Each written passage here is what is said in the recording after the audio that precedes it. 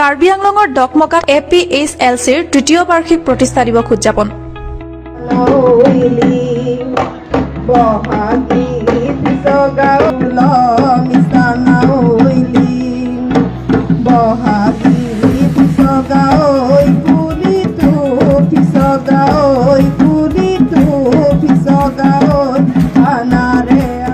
কাৰ্বি আংলং জিলাৰ ডকমকা উচ্চতৰ মাধ্যমিক বিদ্যালয়ৰ খেলপথাৰত বৃহস্পতিবাৰে দিনজোৰা কাৰ্যসূচীৰে all party hills leader conference চমুকৈ APHLCৰ তৃতীয় বাৰ্ষিক প্ৰতিষ্ঠা দিৱস উদযাপন কৰে।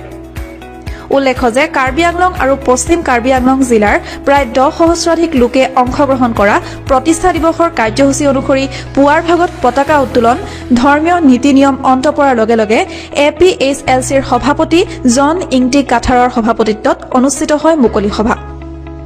প্ৰতিষ্ঠা দিৱসত কাৰ্বিসকলৰ উপৰি ডিমাচা, তিৱা, ৰেংমা, নগাসকলেও অংশগ্ৰহণ কৰে।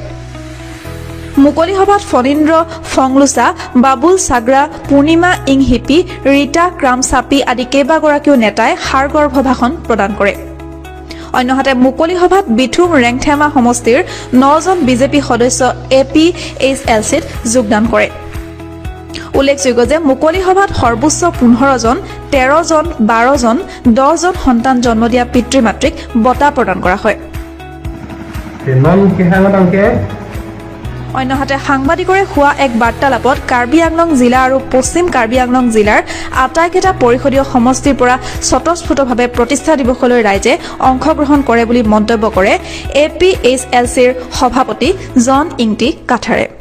ৰূপায়ণ কৰিলোঁ আমাৰ এইটো আচৰিত কথা, আমি টকা চকা নাই, আমি টকাও দিয়া নাই, গাড়ী ভাড়াও আমি দিয়া নাই, তেওঁলোকে নিজে ইচ্ছামতে তেওঁলোকে বুজিছে এতিয়াতো আমাৰ কি অৱস্থাত আছোঁ আমি যে আমাৰ ডিষ্ট্ৰিক্টে নাইকিয়া হ'ব, আমাৰ মাটিটোকে নাইকিয়া হ'ব, এইটো বুলি জানি শুনি মানুহসকলে ইচ্ছামতে তেওঁলোকে আহিছে, আজি উপস্থিত হৈছে তেওঁলোকে। কাৰ্বি আংলঙৰ পৰা ৰবীন বৰুৱা ৰিপৰ্ট, অসম টুডে।